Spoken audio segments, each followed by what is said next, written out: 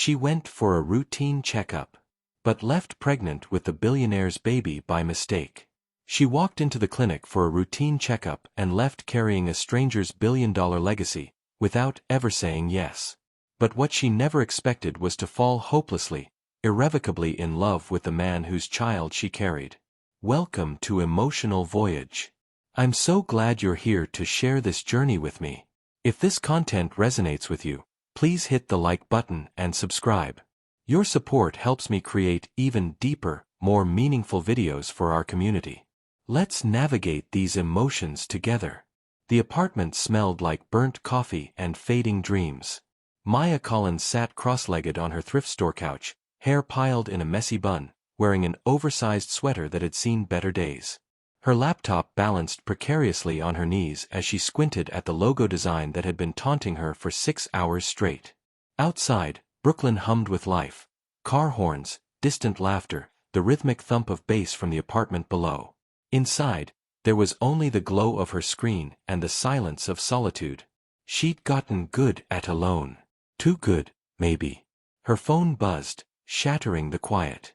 Reminder, annual checkup, Dr. Patel, 2 p.m. Maya groaned, letting her head fall back against the couch. She'd been putting this off for months, but her mom had that mom sense that detected avoidance from 2 states away. You need to take care of yourself, Maya. You can't just work yourself into the ground. Easy for her to say. She wasn't the one juggling 3 freelance projects and an empty bank account. But Maya had learned the hard way that some fights weren't worth having. She saved her work, grabbed her jacket, and headed out into the chaos of the city. Just another face in the crowd, trying to survive another day. She had no idea her entire life was about to change. Meanwhile, across the river, 43 floors above Manhattan, Julian West stood at the floor-to-ceiling windows of his corner office, phone pressed to his ear, gaze fixed on the city sprawling beneath him like a kingdom he'd conquered. I don't care what the board thinks, Michael. If they can't deliver results, they're out.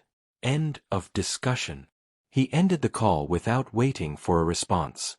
Silence settled over the room, the kind of silence that came with power, with control, with carefully constructed walls that kept the world at a safe distance. Julian was 34, worth more money than he could spend in 10 lifetimes, and utterly, devastatingly alone. Not that he'd admit it. His assistant, Vanessa, appeared in the doorway. Your 3 o'clock with Singapore is ready. Also, the fertility clinic called. Your annual storage renewal is coming up. They wanted to confirm. Tell them it's fine. Renew it. They asked if you wanted to schedule a consultation. No. His voice was sharp. Final. Vanessa knew better than to push. She nodded and disappeared. Julian returned to the window, his reflection staring back at him. Expensive suit, perfect hair, empty eyes. 3 years ago, his ex-wife had walked out of his life, taking with her the last shred of his belief that he could have something real.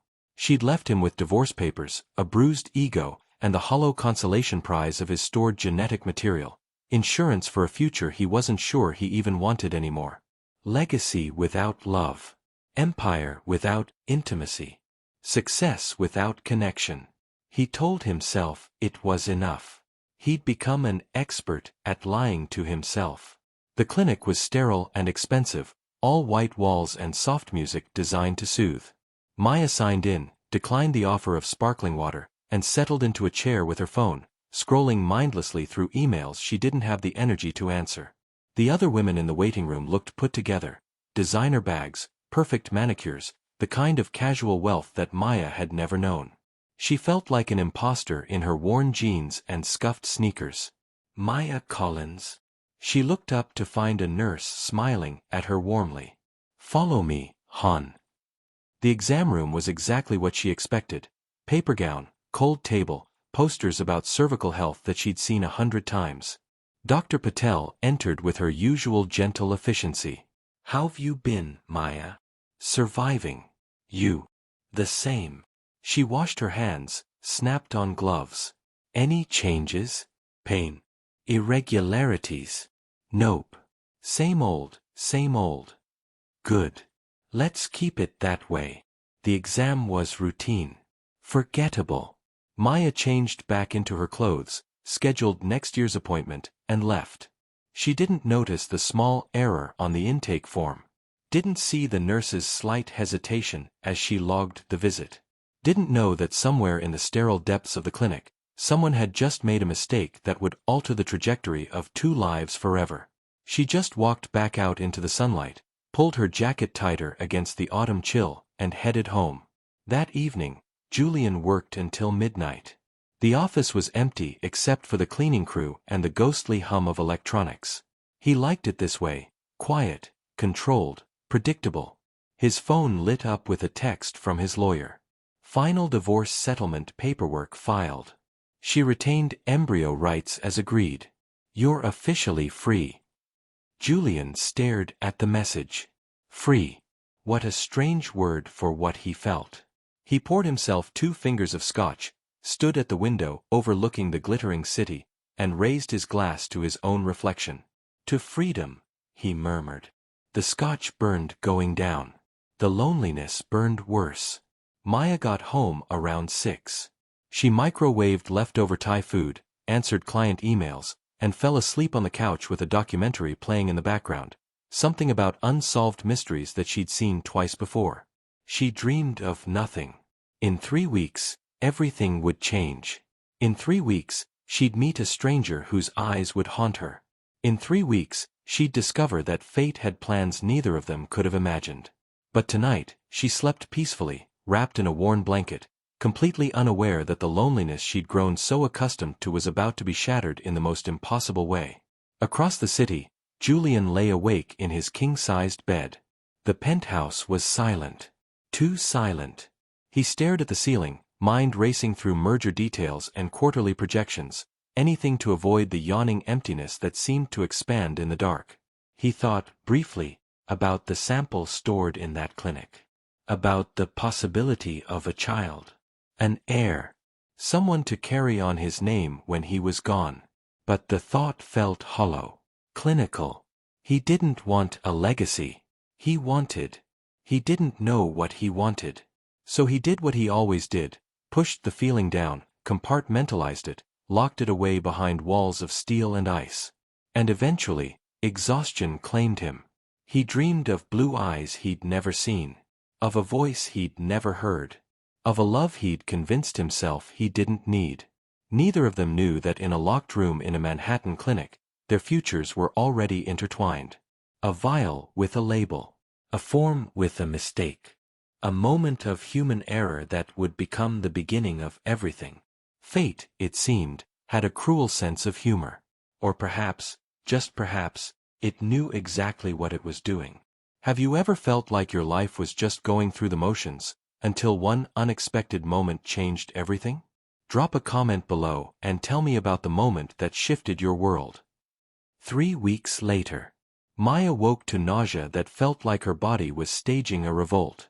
She barely made it to the bathroom before dry heaving over the toilet, her whole body trembling with the effort. When nothing came up, she slumped against the cool tile wall, pressing her forehead to her knees. This was the 5th morning in a row.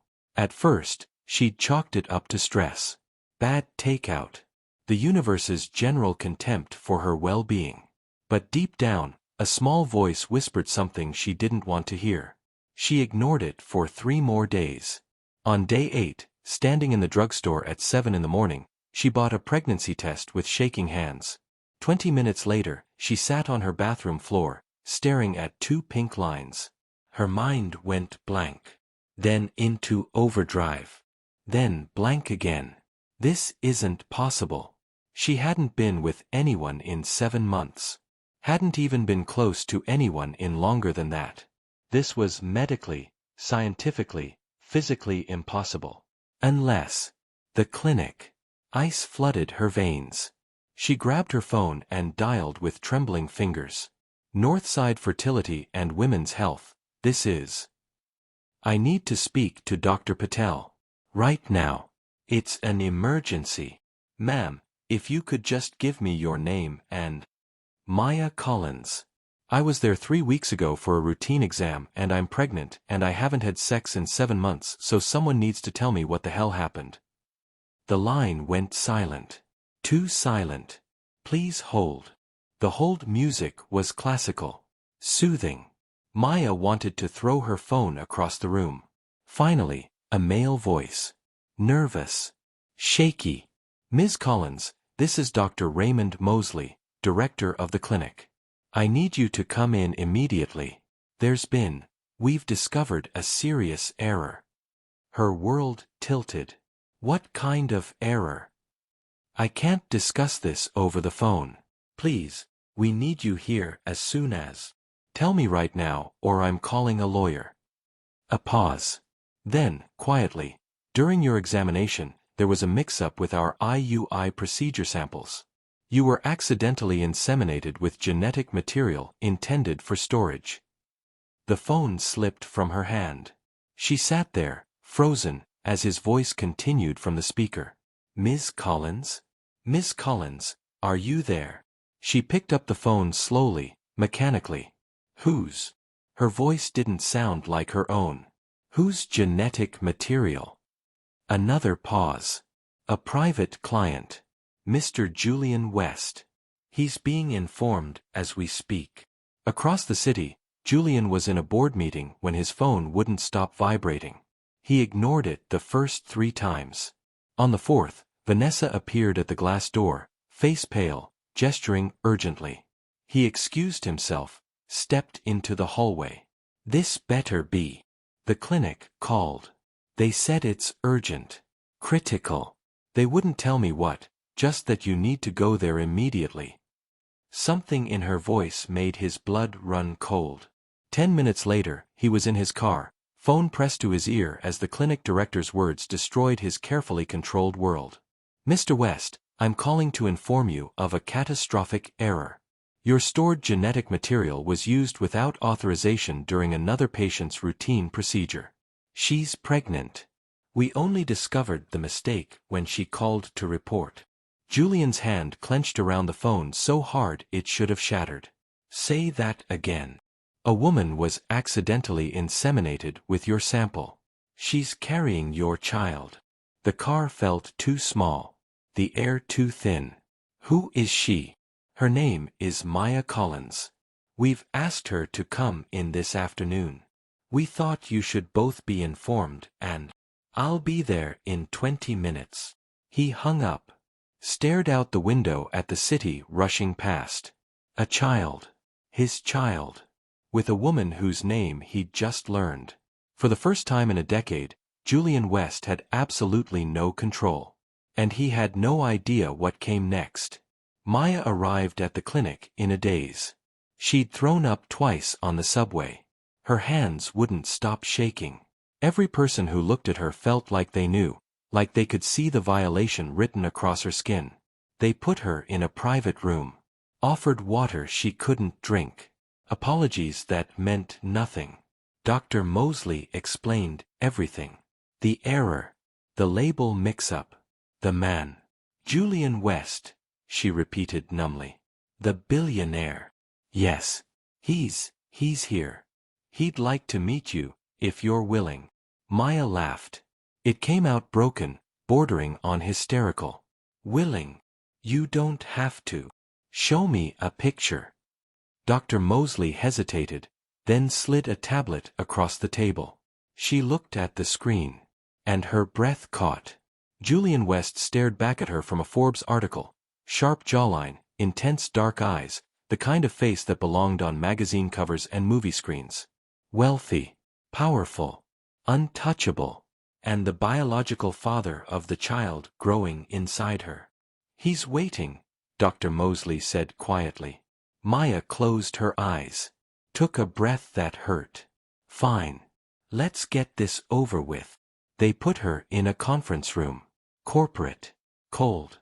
Wrong for what was about to happen. The door opened. And Julian West walked in. The photograph hadn't prepared her. In person, he was overwhelming. Tall, broad-shouldered, moving with the kind of confidence that came from owning rooms before he even entered them. His suit probably cost more than her rent.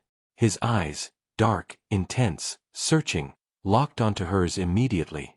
For a moment, neither of them spoke. Maya felt pinned by his gaze. Exposed. Like he could see straight through her defenses to the terrified woman underneath. And Julian felt like he'd been struck by lightning. She was nothing like he'd expected. No designer clothes or calculated poise.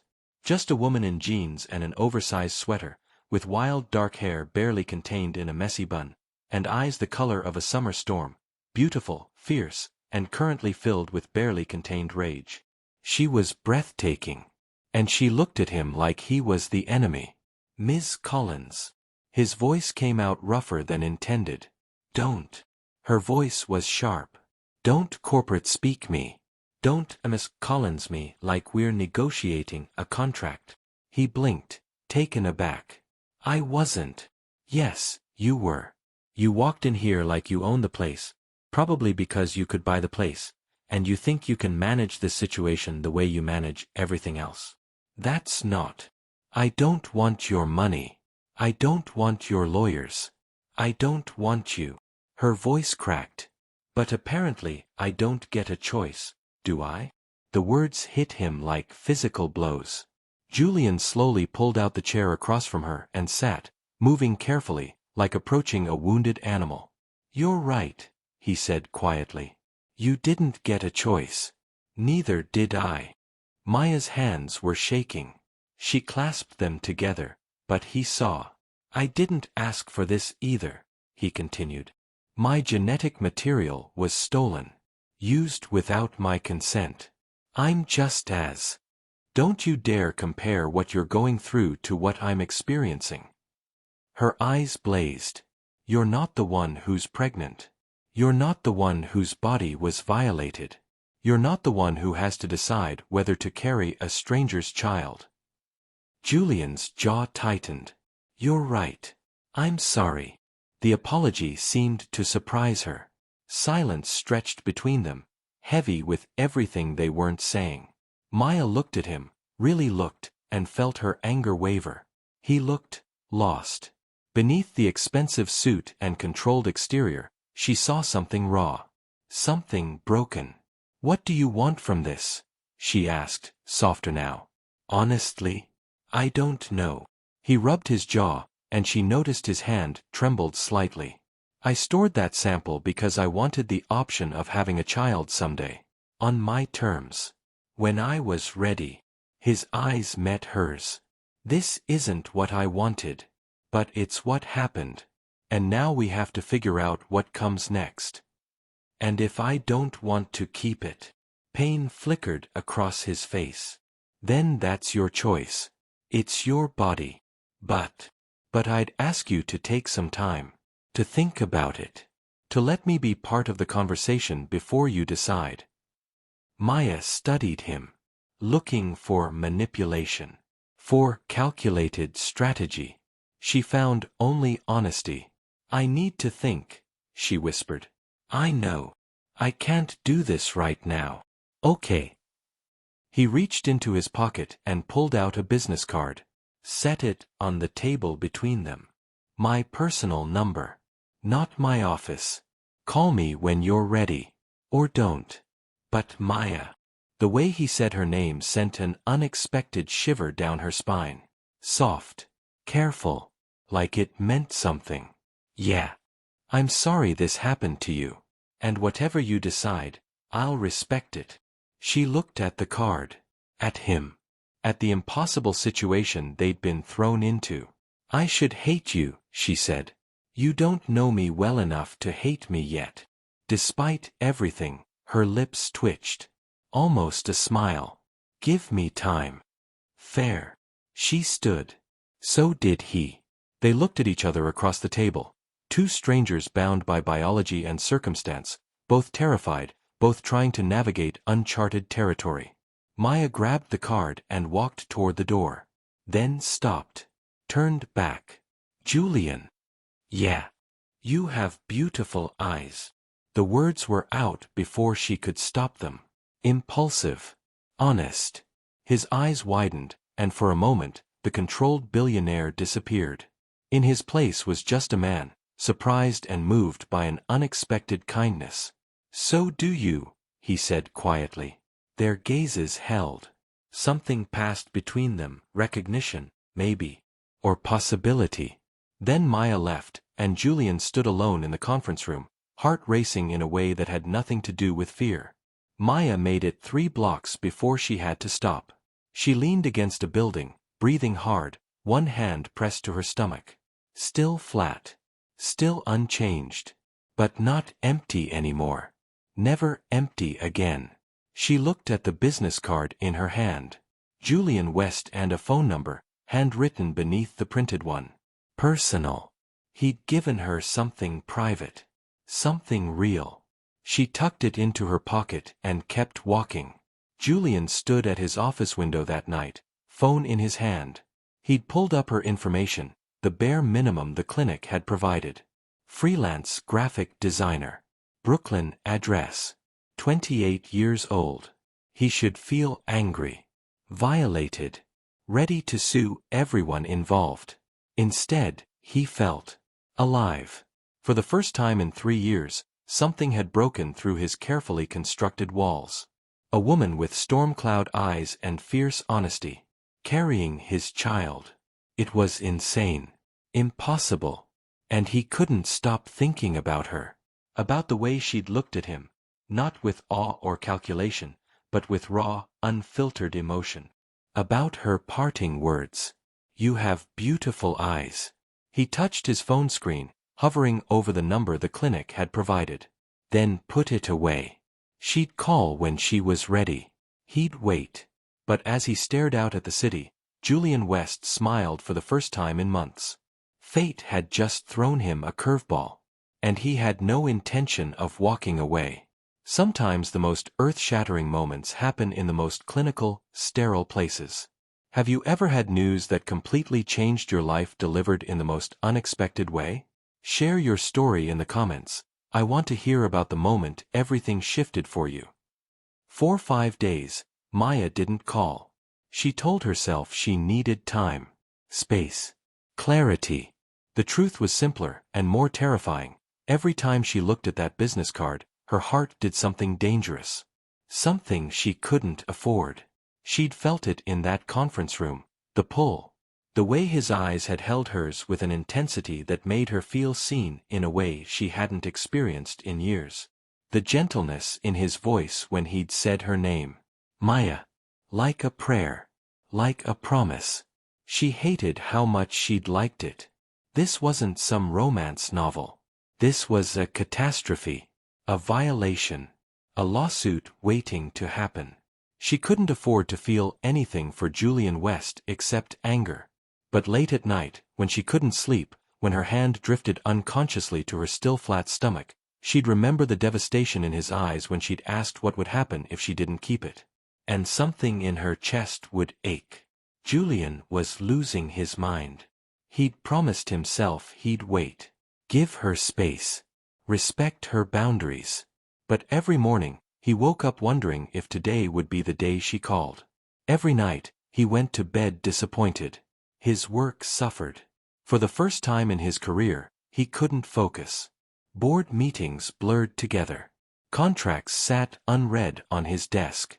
Vanessa had started giving him concerned looks. "You okay, boss?" she'd asked yesterday. "Fine," he'd lied. He wasn't fine. He was thinking about a woman he'd met once.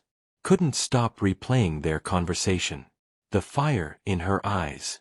The vulnerability beneath her anger. The way she'd looked at him at the end, really looked, and called his eyes beautiful. No one had called him beautiful in. He couldn't remember when. People called him successful, powerful, intimidating.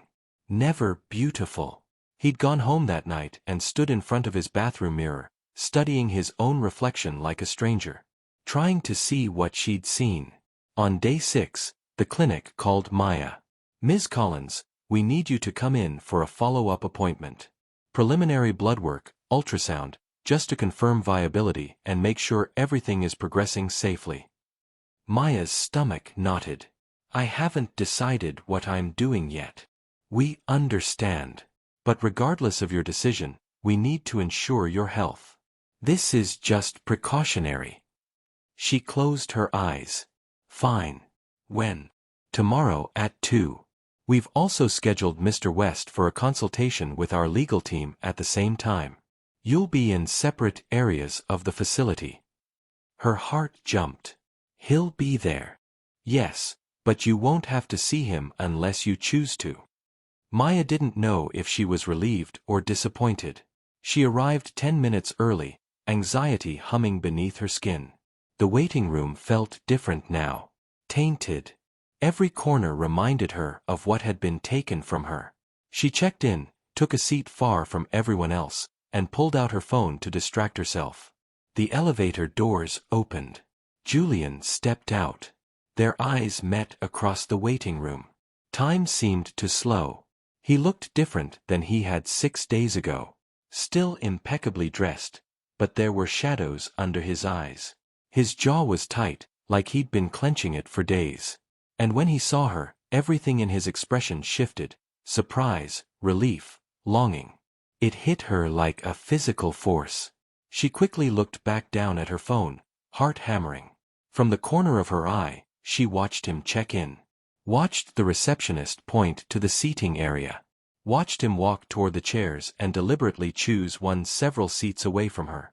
Close enough to be aware of each other. Far enough to be respectful. The tension was suffocating. Maya tried to focus on her phone. Failed completely. Every cell in her body was attuned to his presence. Minutes passed. Then, quietly, "How are you feeling?"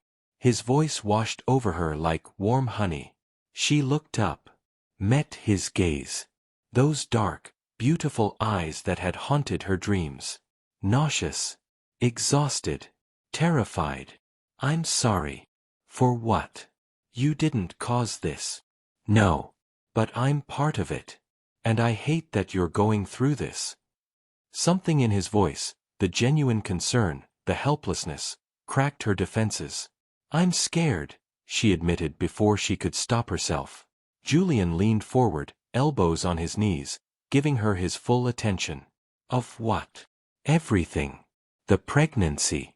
The decision. The fact that a stranger's child is growing inside me." She paused. "The fact that you don't feel like a stranger." His breath caught. "You don't feel like a stranger to me, either." Their eyes locked. The world narrowed to just this, the space between them, charged with something neither could name. "That terrifies me," Maya whispered. "Me too. I should hate you. I know. I should blame you for all of this. You'd be justified. But I don't." Her voice broke. "And I don't understand why." Julian stood slowly, moved one seat closer. Still not touching. Still careful. But closer. "Maybe," he said softly, "because we're both victims here. And maybe because we both recognize something in each other." "What?" "Loneliness." The word hung between them, raw and true. Maya felt tears prick her eyes. "Don't." "Don't what?" "Don't be kind. Don't be understanding. Don't make me like you." "Would that be so terrible?" "Yes. Because this is already complicated enough without." She trailed off. "Without what?" "Without me wanting to know you." Julian's expression softened into something dangerously tender. "I want to know you too." "Why?" "Because when I close my eyes, all I see is you. The way you looked at me in that conference room. The fire. The fear. The strength." He paused. "The way you saw me. Not the billionaire. Not the Forbes profile. Just me." Maya's hands trembled. "Julian. I know this is insane. I know the timing is impossible. But I can't stop thinking about you. We met once." "I know. And it was enough." "Enough for what?" He held her gaze. "To make me want more." The confession hung in the air between them, fragile and dangerous. Maya couldn't breathe, couldn't think, couldn't do anything but feel the pull, magnetic, inevitable, terrifying. "This is a mistake," she whispered. "Probably. We're basically strangers bound together by a medical error." "True. There's a million reasons this can't work." "Name 3. You're a billionaire. I can barely make rent. We live in completely different worlds." "That's 1. We don't know each other.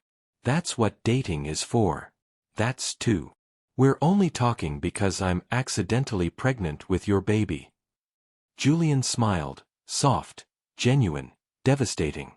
"Best accident of my life." Despite everything, Maya felt her lips twitch.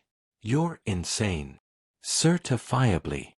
This is the worst idea ever." "Agreed. So why am I smiling?" "Because you feel it too." "Feel what?" He moved one more seat closer.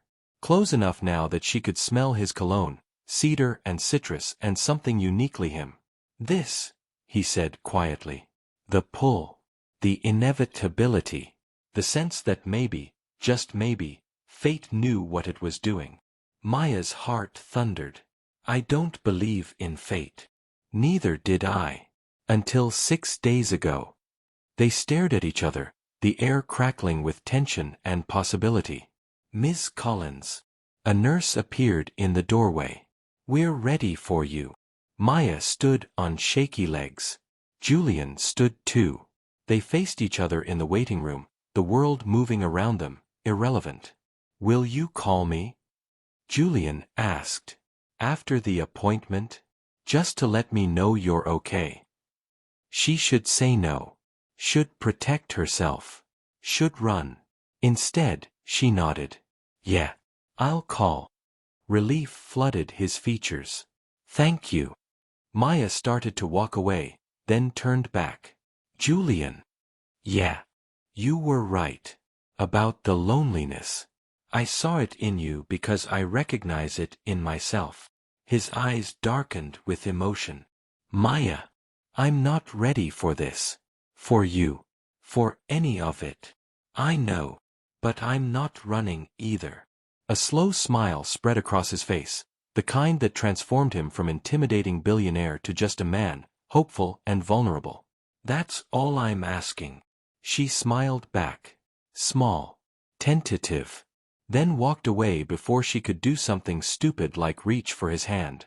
The ultrasound was surreal. Dr. Patel moved the wand across Maya's abdomen gently. "There's the gestational sac. And there." A flicker appeared on screen. "That's the heartbeat." Maya's breath caught. Tiny. Rapid. Impossibly real. "Strong and healthy," Dr. Patel said softly. "About 6 weeks along. Everything looks perfect." Tears slipped down Maya's temples. A heartbeat. A life. Their life. "Can I have a printout?" she whispered. "Of course." Minutes later, Maya held the grainy image in her hands, proof that this wasn't just a nightmare or a concept. This was real. She called Julian from the lobby. He answered on the first ring. "Maya. Are you okay?" Just her name in his voice made her knees weak. "Yeah. It's real. There's a heartbeat." Silence. Then, roughly, "Can I see you?" "Julian. Please. Just for a minute. I'm still at the clinic. Please." She should say no. "I'm in the lobby. I'm on my way." He appeared 90 seconds later, slightly breathless, eyes searching hers with desperate intensity. "Are you okay?" he asked again. "I don't know. Ask me tomorrow." "Can I?" He gestured hesitantly. "Can I see it?" "The ultrasound." Maya pulled the photo from her bag, handed it to him, watched his face as he looked at it. The transformation was devastating. Wonder, awe, fear, love, all flickering across his features in rapid succession. His hand trembled holding the small image. "That's..." His voice cracked. "That's our baby." "Yeah." He looked up, eyes glassy. This is the most beautiful thing I've ever seen. It's just a blob. It's our blob. Maya laughed through her tears. You're ridiculous. Can I keep this? I'll have them print another one. Thank you. He carefully tucked the photo into his wallet, right behind his credit cards, where he'd see it every day. They stood in the lobby, people flowing around them, lost in their own moment. Maya. Yeah. I know you're scared. I know this is complicated. But I meant what I said. I want to know you. Not because of the baby. Because of you. Her defenses crumbled a little more. One coffee, she heard herself say. His eyes lit up. What? One coffee. No pressure. No expectations. Just two people getting to know each other. When? Tomorrow. I'll clear my entire day. She laughed. You don't have to. I want to. He stepped closer. Maya, I'd cancel every meeting for the rest of my life if it meant spending time with you. Her breath caught. You don't even know me. Then let me learn. God help her, she wanted that too. Tomorrow, 3 p.m.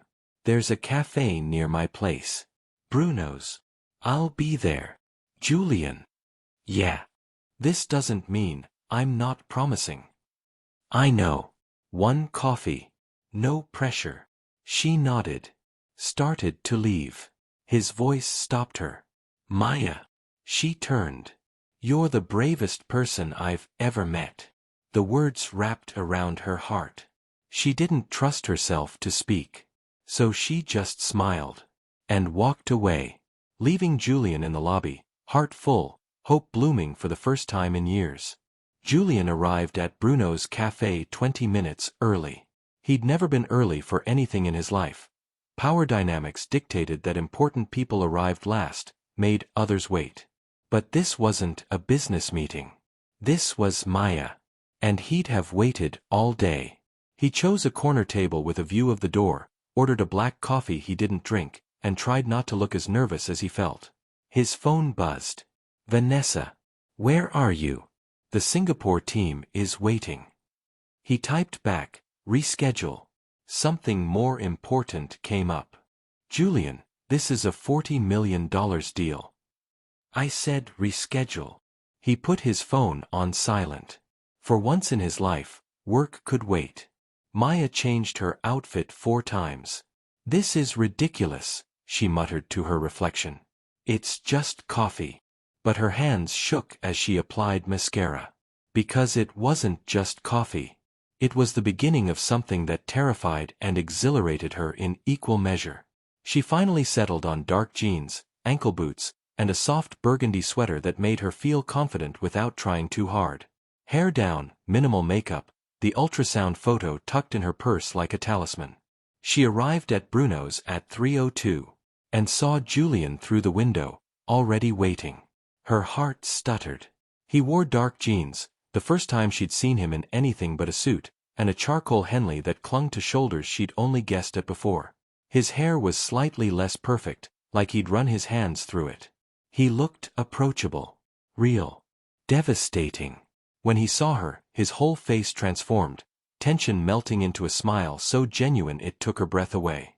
He stood as she entered. Pulled out her chair. Hi, he said softly. Hi. Their eyes held for a beat too long. Maya sat, and he returned to his seat, hands wrapped around a coffee cup he clearly hadn't touched. How long have you been here? She asked. Not long. A pause. 20 minutes. She bit back a smile. Eager. Terrified you'd change your mind. The honesty disarmed her. I almost did. 3 times. What stopped you? Curiosity. She met his gaze. And something else I'm not ready to name yet. Heat flickered in his eyes. Fair enough. A waitress appeared. Maya ordered decaf coffee and a blueberry muffin, the only thing that sounded remotely appealing to her rebellious stomach. When they were alone again, silence settled between them. Not uncomfortable. Charged. So, Maya said finally. Tell me something real about Julian West. Not the Forbes version. He smiled. What do you want to know? Anything. Everything. Surprise me. Julian leaned back, considering. I can't cook. At all. I once set off the fire alarm trying to make toast. Maya laughed. A real one. Seriously. Vanessa banned me from the office kitchen after that. Said I was a liability. A billionaire who can't make toast. That's almost endearing. Almost. Don't let it go to your head. His smile widened. What about you? Tell me something real about Maya Collins. She traced the rim of her coffee cup. I talk to my plants. Full conversations. They're better listeners than most people. Do they talk back?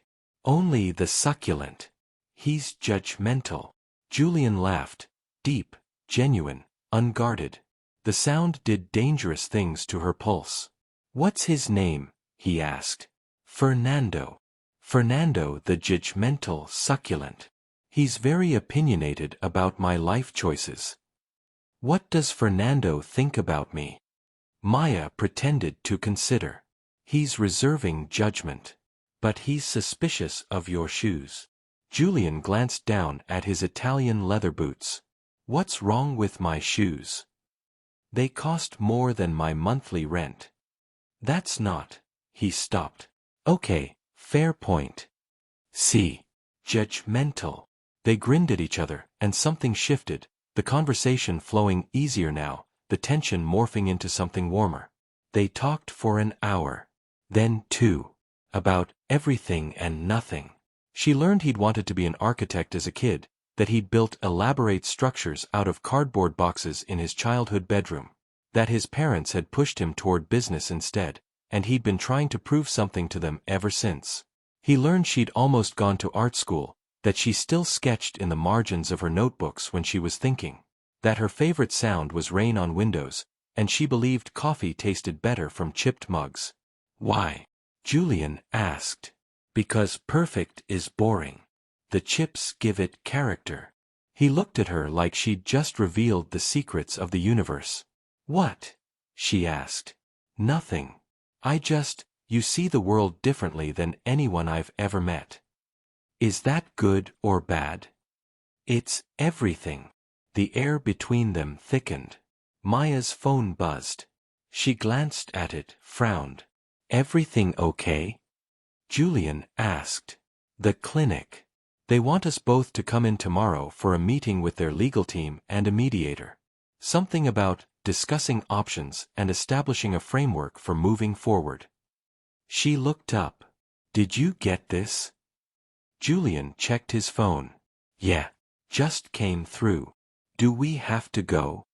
Technically, yes. For any legal resolution, we need to participate in mediation. Maya's stomach sank. Back to reality. Hey. Julian reached across the table, stopped just short of touching her hand. Can I ask you something? Sure. After the meeting tomorrow, will you let me take you to dinner? Real dinner, not coffee. Somewhere quiet where we can just keep talking. Julian. I know we're supposed to be figuring out custody and legal rights and all that rational, responsible stuff.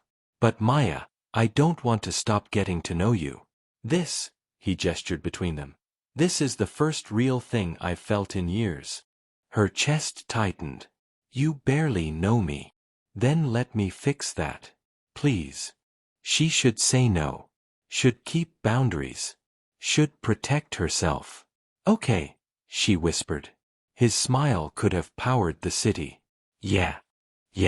But nowhere fancy. I don't do fancy. Anywhere you want. And you have to promise not to order for me. Wouldn't dream of it. Or try to pay for everything. That one's going to be harder. Julian. Fine. We'll split it. But I'm going to hate it. She laughed. Deal. Their eyes held, and Maya felt herself falling, helpless against the pull of this man who looked at her like she was the answer to questions he'd stopped asking years ago. The next day, the mediation meeting was a disaster. Not because of conflict, but because of timing. Maya and Julian arrived separately, her via subway, him via town car. They met in the lobby, and just the sight of him made her heart race. He wore a suit today, back in billionaire mode, but his eyes softened when he saw her. "Ready?" he asked. "As I'll ever be." They were led to a conference room where a mediator, 2 lawyers, and Dr. Mosley waited. The meeting was supposed to last an hour. 3 hours later, they were still there, drowning in legal terminology and what-if scenarios that made Maya's head spin. Custody arrangements, financial responsibilities, medical decisions, parental rights. It was clinical, exhausting, and through it all, Maya felt Julian's presence beside her like an anchor. Every time the lawyers pushed too hard, he pushed back, protecting her, advocating for her, making sure she had space to breathe. At one point, when a lawyer suggested she might be financially motivated, Julian's voice cut through the room like ice. "That's enough. Ms. Collins didn't ask for this. She's not here to negotiate a payout. She's here because she's trying to do the right thing in an impossible situation. So unless your next words are helpful and respectful, I suggest you keep them to yourself." The room went silent. Maya stared at him, something warm blooming in her chest. He caught her eye, gave her a small, private smile. "I've got you," it said. When the meeting finally ended, they stumbled out exhausted. "That was brutal," Maya said. "Understatement." Julian loosened his tie. "I need a drink. It's 3 in the afternoon." "Your point." She smiled. "Coffee instead?" "Only if you let me buy. Those lawyers earned me at least that." "Fine. But only because you threatened them." "I didn't threaten. I firmly suggested." "Same thing in your world." They found a small coffee shop 2 blocks away, nothing like the corporate chains, just a hole-in-the-wall place with mismatched furniture and art on the walls. Maya ordered a decaf latte. Julian got the same, even though she knew he preferred black coffee. They sat by the window, shoulders almost touching in the cramped space. "Thank you," Maya said quietly. "For what you said in there. For standing up for me. Always." The word was a promise. "You don't owe me that." "Yes, I do. You're carrying my child, Maya. But more than that." He turned to face her fully. "I'm starting to care about you. A lot. And I don't like people disrespecting you." Her breath caught. "Julian. I know it's fast. I know it's crazy. But I can't help it. We've known each other less than 2 weeks. Doesn't matter. Some things you just know. That's not logical. I've been logical my whole life. Look where it got me." He reached out, slowly, giving her time to pull away. When she didn't, he brushed a strand of hair from her face. "You make me want to be illogical." His fingers lingered near her cheek. Maya's pulse hammered. "This is a bad idea. Probably the worst. We're supposed to be figuring out co-parenting, not." "Not what?" "Not whatever this is." "And what is this, Maya?" She looked into his eyes, dark, intense, full of want and vulnerability and something that looked dangerously like the beginning of love. "I don't know," she whispered. "But it scares me." "Me too." His thumb traced her jawline, featherlight. "But I'm tired of being scared. Tired of being alone. Tired of pretending I don't feel this." "Feel what?" "Like I've been waiting for you my whole life." The confession hung between them, raw and true. Maya's defenses crumbled. "Kiss me," she whispered. Julian's eyes darkened. "Are you sure?" "No. But do it anyway." He leaned in slowly, giving her every chance to change her mind. She didn't. When his lips met hers, the world disappeared.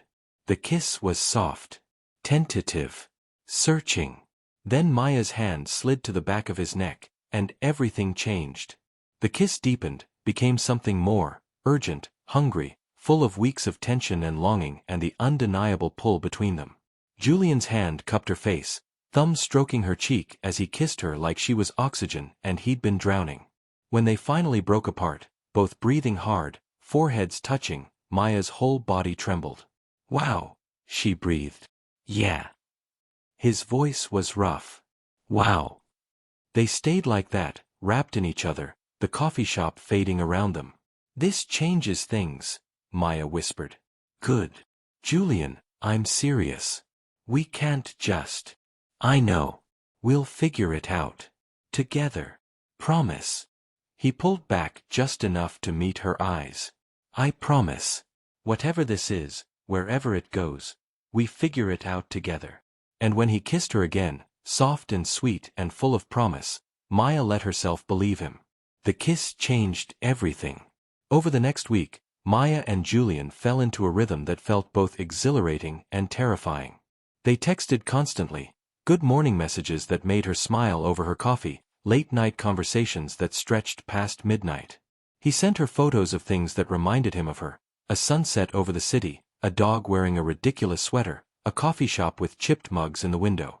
She sent him sketches she'd drawn in the margins of her work, little cartoons of Fernando the succulent judging various billionaires. He'd saved every single one. They saw each other 4 times that week. Coffee dates that turned into lunch. Lunch that turned into long walks through the city. Every meeting ending with a kiss that left them both breathless and wanting more. But they were careful. Deliberate. Neither wanted to rush into something that could shatter under the weight of their complicated reality. Until Friday night, when everything cracked open. Maya invited him to her apartment for the first time. "It's tiny," she'd warned over text. "And kind of a mess. And nothing like what you're used to. Julian, I don't care if you live in a cardboard box. I just want to see you." Maya, smooth talker. "Julian, only for you." She'd cleaned for 2 hours, hidden her laundry, lit a candle that smelled like vanilla and sandalwood, then immediately blown it out because it felt like trying too hard. When he knocked at 7, her heart jumped into her throat. She opened the door. Julian stood there with takeout bags and a bouquet of wildflowers. Nothing fancy, just a riot of color that looked like they'd been picked from a field. "Hi," he said, suddenly looking uncertain. "I know you said no fancy, so I brought Thai food. And these," he held up the flowers, "reminded me of you. Wild and beautiful and unapologetically themselves." Maya's chest squeezed. "You're dangerously romantic, you know that? I'm trying to impress you." "It's working." His smile was radiant. She let him in, watched him take in her small studio, the cluttered desk, the overflowing bookshelves, the wall of sketches and design concepts, Fernando the succulent in his place of honor on the windowsill. "It's perfect," Julian said. "It's a disaster. It's you." He set the food on her small table, turned to face her. "And that makes it perfect." God, the way he looked at her, like she was the only thing in the room, in the world, that mattered. "You're staring," Maya said softly. "Can't help it." "Julian." He crossed to her in 3 strides, cupped her face in his hands, and kissed her. Different from the other kisses. Slower. Deeper. Full of a tenderness that made her knees weak. When he pulled back, his eyes were dark with want. "I'm falling for you," he whispered. "I know it's too soon. I know it's complicated. But I can't pretend I'm not." Maya's breath shuddered. "I'm scared." "Of what?" "Of this. Of you. Of how much I want something I don't know how to have." Julian's thumb stroked her cheek. "Talk to me. Tell me why you're scared." And maybe it was the way he held her, gentle but secure. Maybe it was the genuine concern in his eyes. Maybe it was the fact that she was tired of carrying her past alone. Whatever it was, the words came tumbling out. 2 years ago, I was with someone. Ryan. We'd been together for a year, and I thought it was real." She pulled away, wrapping her arms around herself. I got pregnant. Unplanned, but I was happy. Terrified, but happy. Julian went very still. When I told him, the first thing he said was, "Are you sure it's mine?" Her voice cracked. A year together, and he questioned if I'd been faithful. Maya. I told him to leave. He did. 2 weeks later, I miscarried. Tears slipped down her cheeks. I was 10 weeks along. I called him because I was bleeding and scared, and I didn't know what else to do. Did he come? No. He texted me. Said he was sorry, but it was probably for the best. She laughed bitterly. For the best. Like my grief was an inconvenience. Julian's hands clenched into fists. I want his name. Why? So I can make sure he understands what he threw away. Despite her tears, Maya smiled. My violent billionaire. I'm serious, Maya.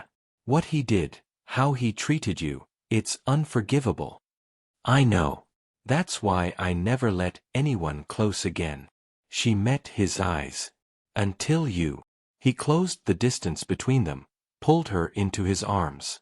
She collapsed against his chest, letting him hold her as quiet sobs shook her shoulders. I'm so sorry, he murmured into her hair. I'm so sorry you went through that alone. I thought I was over it. Thought I'd healed. But this pregnancy, her hand went to her stomach. It's bringing everything back. The fear. The loss. The certainty that I'll mess it up somehow. Julian pulled back just enough to look at her, wiping her tears with his thumbs. You're not going to mess this up. And you're not alone. Not anymore. His voice was fierce. I'm here, Maya. For you. For our baby. For whatever comes next. I'm here. How can you be so sure? Because you're the bravest, strongest, most incredible person I've ever met. And I'm not Ryan. I'm not going to leave when things get hard. Promise. I promise. He kissed her forehead. I'm not perfect. I'm going to screw up. But I will never, ever make you question whether I'm all in. Because I am. Completely. Fresh tears spilled over. I want to believe you. Then let me prove it. Every single day. Let me show you what it looks like when someone stays. Maya looked into his eyes, dark, intense, full of a devotion that terrified and healed her simultaneously. Okay, she whispered. Yeah. Stay. Prove it. Julian kissed her then, soft and reverent, like she was something precious he was afraid of breaking. When they broke apart, he rested his forehead against hers. Thank you for telling me. For trusting me with that. Your turn. He pulled back slightly. What? Fair is fair. I showed you my scars. Show me yours. Julian's jaw tightened. For a moment, she thought he'd deflect. Then he took her hand, led her to the couch, and sat beside her. My ex-wife's name was Natasha, he began. We were married for 4 years. It looked perfect from the outside. Power couple, charity galas, magazine covers. But behind closed doors, we were strangers. Maya laced her fingers through his, encouraging him to continue. We tried for 2 years to have a baby. Nothing worked naturally, so we did IVF. It took 3 rounds, but we finally created one viable embryo. His voice went rough. The day before we were supposed to do the transfer, I came home early from work and found her in bed with her personal trainer. Julian. She didn't even apologize. Just looked at me and said, "What did you expect? You're never here. You care more about your company than me." He laughed bitterly. And she was right. I'd thrown myself into work, used it as an excuse not to deal with the fact that we didn't actually love each other. What happened to the embryo? The divorce took 18 months. Somewhere in the middle of it, she decided she wanted the embryo. Her lawyer argued she had more claim since it would be her body carrying the child. He stared at their joined hands. I could have fought her. But I didn't want a kid born out of spite and legal battles. So you let her have it? Yeah. And I stored my own genetic material because I told myself that one day, when I was ready, when I found someone real, I'd try again. On my terms. Control, Maya said softly. Always. He looked at her. Except with you. You've destroyed every bit of control I thought I had. And the terrifying part? I don't want it back. What do you want? This. You. Messy and unpredictable and real. He cupped her face. You make me feel alive, Maya. For the first time in years, I actually feel something. I scare you. Absolutely. Good. You scare me too. He smiled. We're quite a pair. The most dysfunctional. But real. Yeah, she whispered. Real. They kissed again, and this time it was different. Slower, deeper, heavy with the weight of shared pain and mutual understanding. Two broken people choosing to be whole together. When they finally pulled apart, both breathless, Julian rested his forehead against hers. Stay tonight, Maya whispered. Not like that. Just, stay. I don't want to be alone. Neither do I. They ate Thai food sitting on her floor, backs against the couch. Talked about everything and nothing. Their childhoods, their dreams, the paths that had led them to this impossible moment. Maya learned that Julian's parents had valued achievement over affection, that he'd spent his whole life trying to earn love through success. That his favorite memory was building a treehouse with his grandfather when he was 8, the only time he remembered feeling unconditionally accepted. Julian learned that Maya's dad had left when she was 6, that she'd spent her childhood watching her mom work double shifts to keep them afloat. That her love of art came from her grandmother, who'd taught her that creating something beautiful was an act of rebellion against a world that tried to make you small. She sounds amazing, Julian said. She was. She died when I was 19. Maya smiled through the sadness. She's the one who told me that the right person wouldn't try to change me. They'd love me because of my mess, not despite it. Julian took her hand, brought it to his lips. She was right. You say that now. Wait until you've lived with me. Is that an offer? What? No. I just meant. Because I'd say yes. In a heartbeat. Maya's pulse raced. Julian, we can't. It's too soon. I know. I'm not asking you to move in tomorrow. I'm just saying when you're ready, if you're ever ready, I'm there. She looked at him, this man who'd walked into her life through the most catastrophic circumstances and somehow become the person she most wanted to see when she woke up. You're really all in, aren't you? She whispered. Completely. Irrevocably. Possibly insanely. What if I hurt you? Then I heal. And we figure it out together. What if you hurt me? Then I spend every day making it right. Tears pricked her eyes. Why are you so perfect? I'm not. But for you, I want to be. Maya kissed him then, pouring everything she couldn't say into the press of her lips against his. Thank you. I'm scared. Don't leave. I'm falling for you too. He seemed to understand every unspoken word. Later, they lay on her bed, fully clothed, wrapped in each other's arms. Julian's hand rested on her stomach. Still flat, but not for much longer. Hi, baby, he whispered. It's your dad. I know you can't hear me yet, but I wanted you to know I'm here. I'm not going anywhere. And your mom, he pressed a kiss to Maya's temple. She's the most incredible person I've ever met. You're so lucky.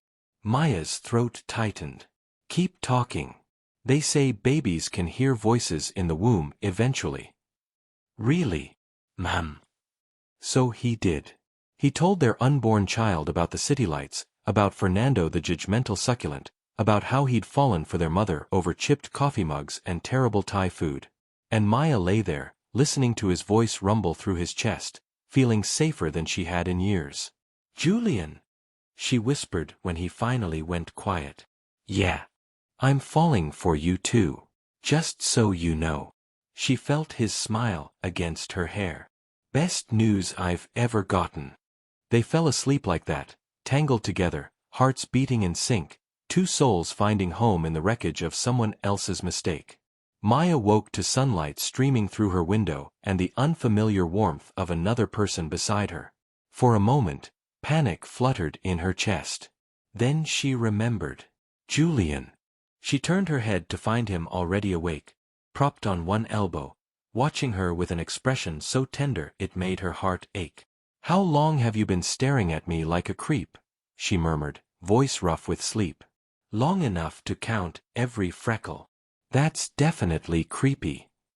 17, by the way. "You counted my freckles? You're beautiful when you sleep." I got distracted. He brushed a strand of hair from her face. "Good morning. Good morning." She stretched, aware of how rumpled she must look. Messy hair, yesterday's makeup smudged, her sweater twisted from sleep. Julian looked at her like she was the sunrise. "I could get used to this," he said softly. "To what?" "Waking up next to you." Her stomach flipped. "We've slept in the same bed once, and we were both fully clothed." "Doesn't matter. Best sleep I've had in years." "Liar. I kicked you twice. 3 times, actually. Didn't care."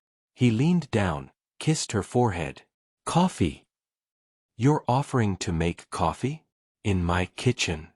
Have you forgotten the toast incident?" "I said make coffee, not cook anything.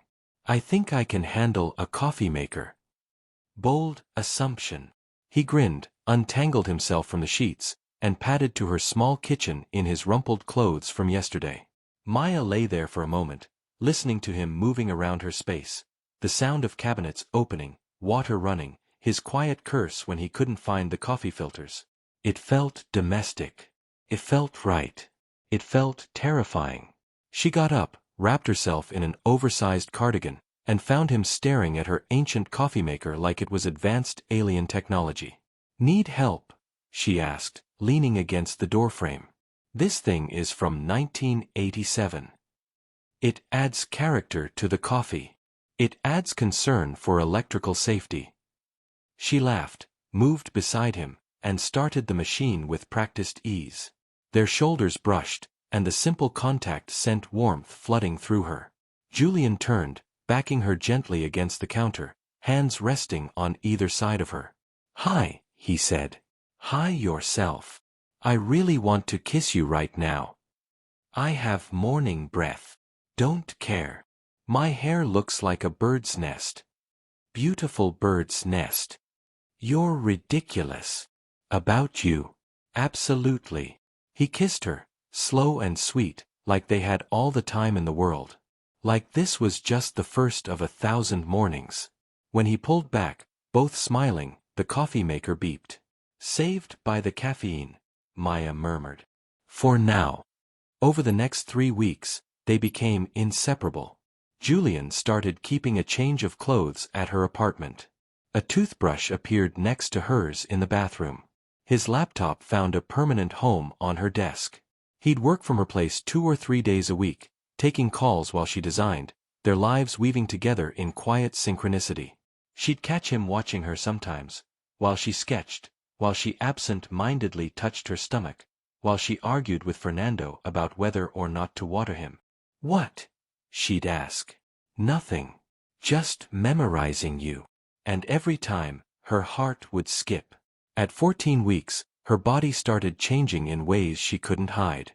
She stood in front of her bathroom mirror one morning, sweater pulled up, examining the small but definite curve of her belly.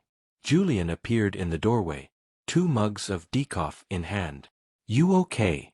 he asked. "I'm showing." Her voice was small. "It's real now. Like, really real." He set down the mugs, moved behind her, wrapped his arms around her waist with his hands resting over hers on her belly. Their reflection stared back at them, her wide-eyed and vulnerable, him looking at her like she held the entire universe. "You're beautiful," he whispered. "I'm getting fat. You're growing our child. That's the most beautiful thing I've ever seen." Tears pricked her eyes. "I'm scared." "I know, Baby. Me too. What if I'm terrible at this? Impossible. Julian. He turned her gently to face him, thumbs brushing away her tears. Maya Collins, you are going to be an incredible mother. You're fierce and loving and brave and real. Our daughter is going to be so lucky. We don't know it's a girl yet. I know. He smiled. Call it father's intuition. She laughed through her tears. That's not a thing. It is now. He dropped to his knees, eye level with her belly, and pressed a kiss just below her navel. Good morning, little one. Your mom is worried she won't be good enough for you. I'm here to tell you that's impossible. She's already perfect. Maya's hands went to his hair, fingers threading through the dark strands as emotion overwhelmed her. You're going to make me cry again, she whispered. Good tears. The best tears. He stood, pulled her into his arms, and held her while she cried against his chest, releasing fear and hope and overwhelming love all at once. That afternoon, Julian took her shopping. We need to get you maternity clothes, he'd announced. I can wear your t-shirts for a few more weeks. While I love seeing you in my clothes, you deserve things that actually fit. Maternity clothes are expensive. Maya. I can handle it. I know you can. But you don't have to. Let me do this. Please. She'd reluctantly agreed, expecting him to take her somewhere high-end and intimidating. Instead, he took her to a small boutique in Brooklyn that specialized in comfortable, affordable maternity wear. How did you find this place? She asked. I researched. You researched maternity boutiques? I researched everything. Maternity clothes, pregnancy nutrition, birthing classes, pediatricians in your neighborhood. Julian. He looked almost embarrassed. Too much. No. It's. She took his hand. It's perfect. You're perfect. I just want to be useful. You're more than useful. You're here. That's everything. He kissed her hand, and they went inside. Maya tried on clothes while Julian sat in a chair outside the dressing room, offering opinions on everything. How's this one? She asked, emerging in a soft blue dress. Julian's eyes darkened. Beautiful. You've said that about everything. Because it's true. You're biased. Extremely. He stood, moved closer, hands finding her hips.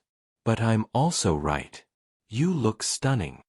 It's just a dress. It's you in a dress. Big difference. She rolled her eyes, but couldn't stop smiling. They bought 4 outfits, all over her protests about the cost, all ending with Julian quietly handing over his card while she glared at him. You're impossible, she said as they left. You love it. Unfortunately. He grinned, laced his fingers through hers, and they walked through Brooklyn like any other couple. Laughing, touching, falling deeper with every step. At 16 weeks, they went to the anatomy scan together. Maya was nervous. This was the appointment where they'd check for abnormalities, measure growth, and potentially find out the baby's sex. Julian held her hand the entire time, thumb tracing soothing circles on her skin. The ultrasound tech was cheerful and efficient, pointing out tiny hands and feet, the curve of the spine, the 4 chambers of the heart. Everything looks perfect, she said. Would you like to know the sex? Maya and Julian looked at each other. Yes, they said in unison. The tech smiled, moved the wand, and pointed to the screen. Congratulations. You're having a girl. Julian's hand tightened around Maya's. A daughter. They were having a daughter. Maya started crying. Happy tears this time, streaming down her temples as she stared at the screen. At their daughter, perfect and real and theirs. Julian leaned down, kissed her forehead, her cheeks, her lips, whispering against her skin. A girl. We're having a girl. Yeah. Maya laughed through her tears. We are. He rested his hand on her belly, and the baby moved, just a flutter, but they both felt it. Their first shared moment with their daughter. Hi, baby girl, Julian whispered. We can't wait to meet you. That night, They celebrated with takeout Chinese food and ice cream. Maya sat on the couch, feet in Julian's lap as he absently massaged them, something he'd started doing when he noticed they'd begun swelling. "A daughter," she said softly, still marveling. "I know. You called it. Told you. Father's intuition. Impossible man. You're impossible man." She looked at him, this beautiful, complicated, wonderful man who'd become her entire world in such a short time. "Julian." "Yeah. I love you." The words hung in the air. She'd never said them before. Had been too scared. But watching him with their daughter on that screen, seeing the way he'd cried when he learned they were having a girl, feeling the way he touched her like she was precious, she couldn't hold it in anymore. Julian went very still, eyes searching hers. "Say that again." "I love you," she repeated, stronger now. "I'm in love with you. Completely. Probably stupidly. But I am." He set her feet gently on the floor, moved to sit beside her, cupped her face in both hands. "I love you too, Maya. So much it terrifies me. So much I can't remember what my life looked like before you." He kissed her softly. "You and our daughter, you're my whole world. We're a mess. We're perfect. This started as a catastrophe. Best catastrophe of my life." She laughed, wrapped her arms around his neck, and kissed him deeply, pouring every ounce of love and gratitude and hope into it. When they broke apart, breathless and smiling, Julian rested his forehead against hers. "Move in with me," he whispered. Maya pulled back. "What?" "I know your lease is up next month. And I know you love this place. But Maya, I want to wake up next to you every morning. I want to build a nursery for our daughter. I want to come home to you." His thumb stroked her cheek. "Move in with me. Not my penthouse. We'll find a place together. Somewhere that's ours." "Julian, I'm not trying to control anything. If you want to stay here, I'll respect that. But if you're open to it, I want us to have a home. A real home. Together." Tears filled her eyes again. "You really mean that?" "Every word." "What if we fight? We'll figure it out. What if I drive you crazy? You already do. I love it. What if?" He kissed her quiet. "Maya Collins, will you move in with me?" She looked into his eyes, dark, sincere, full of love, and took the leap. "Yes." His smile could have lit the entire city. "Yeah. Yeah. Let's build a home." He kissed her then, deep and passionate and full of promise. And somewhere between the laughter and the tears and the overwhelming joy, they started planning their future. Together. 2 weeks later, they found a 3-bedroom apartment in Park Slope. Big windows. Hardwood floors. A nursery with perfect light. It was theirs. On move-in day, Julian carried her over the threshold despite her protests. "This is ridiculous," she laughed. "This is romantic. We're not married. Yet," he said, setting her down gently. "Yet." He just smiled, kissed her nose, and went to get more boxes. But Maya stood in their new living room, hand on her growing belly, and felt something she hadn't felt in years. Hope. Home. Love. And the absolute certainty that she was exactly where she was meant to be. The scandal broke on a Tuesday morning. Maya woke up wrapped in Julian's arms, sunshine streaming through the curtains of their bedroom, feeling content for the first time in her adult life. She reached for her phone to check the time. 43 missed calls. Her stomach dropped. "Julian." She shook his shoulder. "Julian, wake up." He stirred, eyes opening slowly. "What's wrong?" "My phone, something's happened." He grabbed his own phone from the nightstand. 67 missed calls. Twice as many texts. They looked at each other, identical dread settling over them. Julian opened his messages first. His face went pale. "No. No, no, no." "What?" Maya's hands shook as she scrolled through her own notifications. Then she saw it. A text from Liz with a link and 3 words, I'm so sorry. She clicked it. The headline made her world tilt.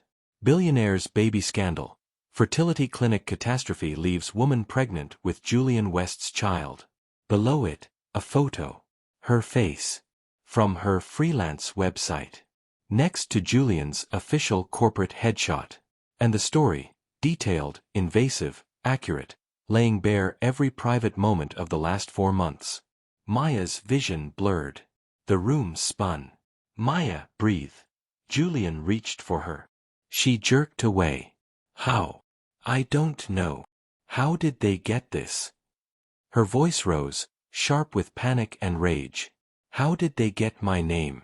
My photo? The details about the clinic? Julian was already on his phone, calling someone. I need to know who leaked this. Now.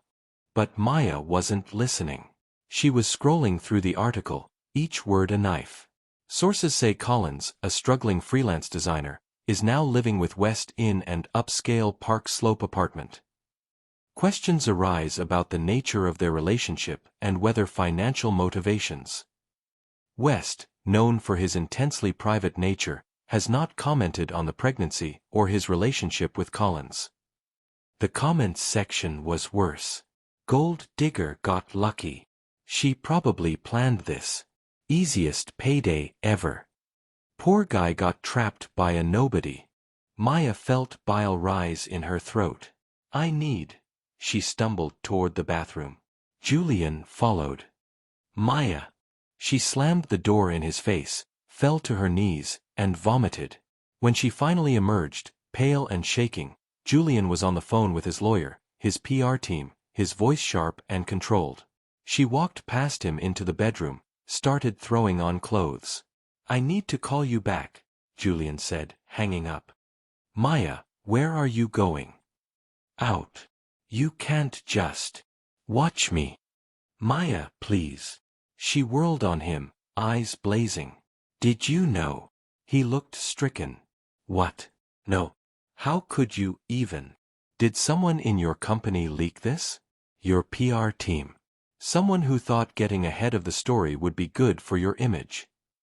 Absolutely not. I would never. Then how, Julian? Her voice cracked. How did every private detail of our lives end up on the internet? I don't know, but I'm going to find out. Too late. It's already out there. My face, my name, my entire life. Her breath hitched. People are calling me a gold digger. Saying I trapped you. Saying I'm a nobody who got lucky. Maya, no one who matters thinks that. Everyone thinks that. Tears streamed down her face. I'm a headline. A scandal. The woman stupid enough to get accidentally pregnant and desperate enough to keep it. That's not true. Isn't it? Look at us, Julian. Look at our lives. She gestured wildly. You're a billionaire. I'm a freelancer who could barely make rent 4 months ago. Of course people think I'm using you. I don't care what people think. Well, I do. Because I'm the one they're tearing apart. I'm the one whose photo is next to words like opportunist and convenient pregnancy. Julian reached for her. Maya, please. She stepped back. Don't. Don't what? Don't touch me. Don't try to fix this. Just. Her voice broke completely. Just leave me alone. I'm not leaving you. I need space, Julian. No. We talk about this. We face it together. There is no together anymore. The words exploded out of her. There's you in your perfect world with your lawyers and PR team who'll spin this into nothing. And there's me, alone, dealing with strangers who think I'm a parasite. You're not alone. Yes, I am. I've always been alone. And I was stupid to think this, she gestured between them, was real. Julian's face went white. You don't mean that. Don't I? This whole thing started because of a mistake, Julian. Maybe we were the mistake. Maybe trying to build something from a catastrophe was always going to end in disaster. Stop. His voice was rough. Stop saying that. Why? Because it hurts? Welcome to my world. She was sobbing now, barely able to breathe. I let you in. I trusted you. I fell in love with you. And now I'm paying for it. Maya, I love you. Love isn't enough. Don't you see that? Your world will eat me alive. I can't be the woman who trapped Julian West. I can't be a headline. I can't. Then what do you want? His voice cracked, raw and desperate. Tell me what you want and I'll do it.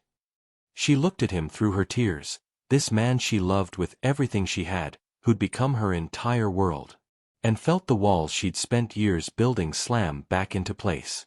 I want you to leave. Silence. Julian stared at her like she'd shot him. No. Julian. I'm not leaving you. I don't care if you're scared. I don't care if you're pushing me away. I'm not leaving. Get out. Her voice was ice. Get out of this apartment. Get out of my life. Maya. Now. The word echoed in the sudden silence. Julian stood there, chest heaving, eyes glassy with unshed tears. I love you, he said hoarsely. I love you and our daughter, and nothing is going to change that. Please go, Maya whispered, unable to meet his eyes. For a long moment, he didn't move. Then, slowly, he walked to the bedroom, grabbed a few things, and moved toward the door. He stopped at the threshold. I'm not giving up on us, he said quietly. When you're ready to stop running, I'll be here. Then he left. The door clicked shut. And Maya collapsed on the floor, wrapping her arms around her pregnant belly, and sobbed until she had nothing left. Julian made it to his car before he broke. He sat in the driver's seat, hands gripping the steering wheel so hard his knuckles went white, and let the tears come. She'd pushed him away. Just like he'd feared from the beginning. But God, it hurt more than he'd imagined. He pulled out his phone, called his head of security. I need to know who leaked the story. Trace it back to the source. I don't care what it costs. Yes, sir. Next, his lawyer. Prepare cease and desist letters for every outlet that published her photo without consent. And find out what we can do about the comments, harassment, defamation, anything. Julian, we should talk about your public statement. I don't care about a statement. I care about protecting Maya. She asked you to leave. I don't care. She's carrying my child and the woman I love is being torn apart by strangers. Fix it. He hung up, stared at his phone, opened his messages to Maya. Julian, I know you don't want to hear from me, but I need you to know something. Julian, I'm going to find out who did this. And I'm going to protect you, whether you want me to or not. Julian, I love you. That doesn't change just because you're scared. Julian, when you're ready, I'm here. He sent them. Watched the screen. She didn't respond. Didn't even read them. Julian closed his eyes, rested his head against the steering wheel, and wondered how everything had fallen apart so quickly. Inside the apartment, Maya's phone buzzed with Julian's messages. She didn't read them. Couldn't. Instead, she sat on the floor of their bedroom, his bedroom, she reminded herself bitterly, and stared at the wall they'd painted together just 2 weeks ago. Soft yellow. For the nursery. They'd laughed while painting, gotten more on themselves than the walls, kissed with yellow-stained hands. It felt like a lifetime ago. Her phone rang. Liz. Maya answered. Oh honey, Liz said immediately. I'm coming over. Don't. I don't want. I'm already in an Uber. I'm bringing ice cream and wine. Well, wine for me, ice cream for you, and we're going to get through this. Liz. I love you. I'm coming. Deal with it. She hung up. Maya almost smiled. Almost. Her phone buzzed again. Not Julian this time. Her mother. Mom, I saw the news. Are you okay? Do you need me to come down? Maya, I'm fine. Mom, You're a terrible liar. What happened with Julian? Maya, I told him to leave. Mom, why? Maya, because this is too hard. Because people think I'm using him.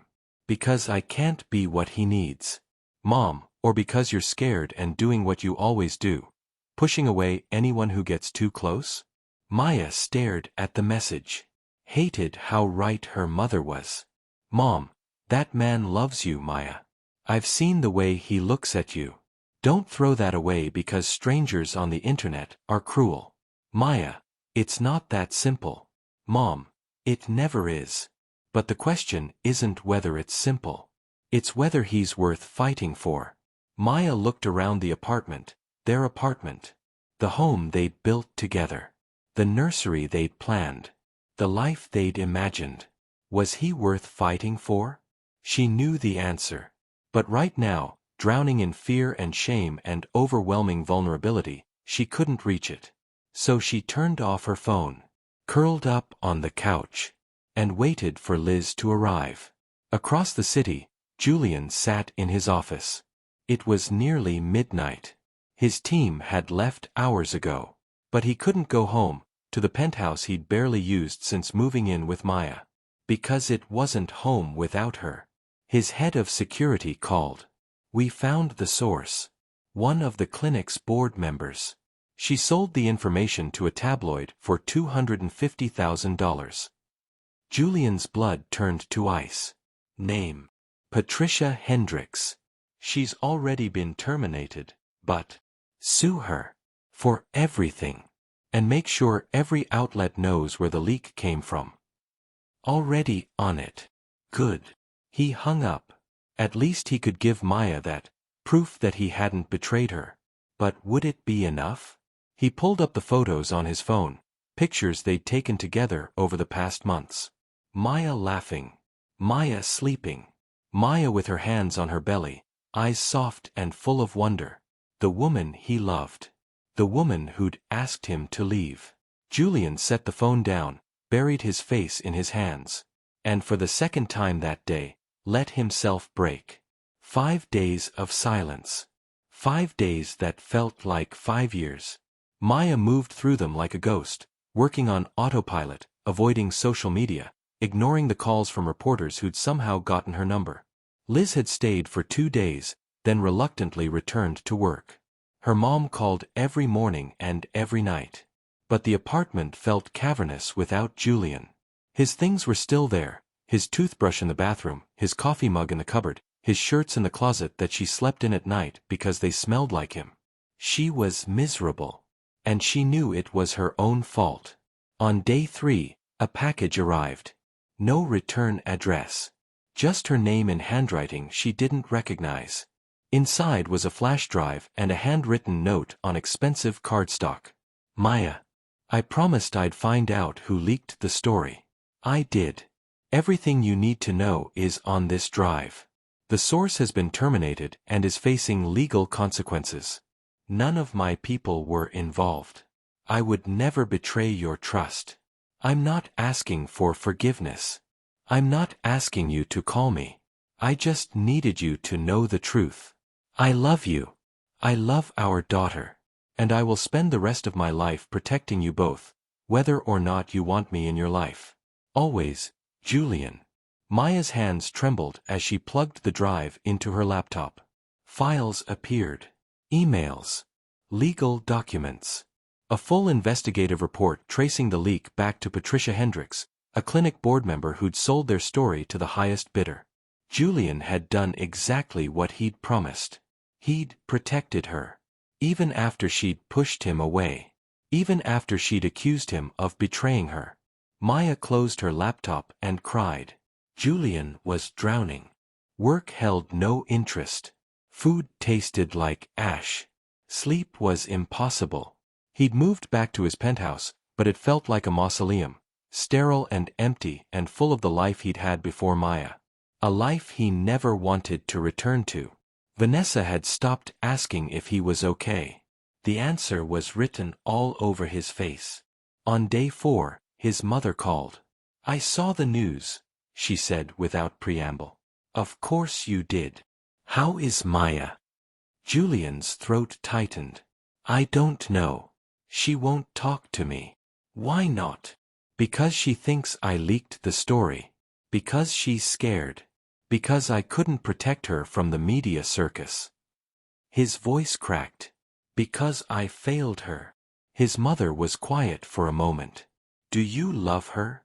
More than anything. Then why are you sitting in your office feeling sorry for yourself?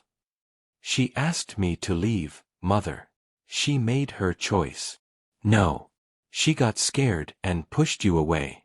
There's a difference. Her voice softened. Julian, I raised you to be many things. A quitter isn't one of them. I'm giving her space. Space is one thing. Giving up is another. If you love this woman, fight for her. Julian stared out at the city lights, his mother's words echoing in his head. What if she doesn't want me to? Then you'll know. But right now, all you know is that she's scared. And scared people say things they don't mean. After they hung up, Julian sat in the darkness of his office. And made a decision. On day 6, Maya had her 20-week anatomy scan. Alone. She'd scheduled it weeks ago, back when everything was perfect. Back when Julian would have been beside her, holding her hand, crying happy tears at the sight of their daughter. Now she sat in the waiting room by herself, staring at her phone. His last message was still unread. When you're ready, I'm here. Her finger hovered over it. But fear kept her frozen. Maya Collins. She looked up. The ultrasound tech smiled warmly. Come on back. Maya followed her into the dim room, laid back on the table, and tried not to think about the last time she'd been here. With Julian's hand in hers. With hope in her heart. The tech applied the gel, moved the wand across her belly. And there she was. Their daughter. So much bigger now. So much more real. Tiny fingers. Button nose. The curve of her lips. Perfect. Everything looks great, the tech said. She's measuring right on track. Would you like to hear the heartbeat? Maya nodded, not trusting her voice.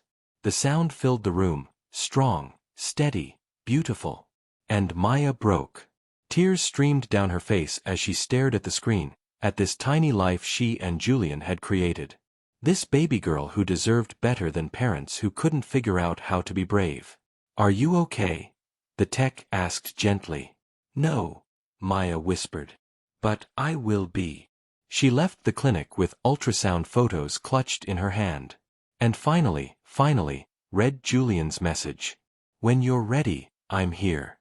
She stared at the words. Thought about the flash drive.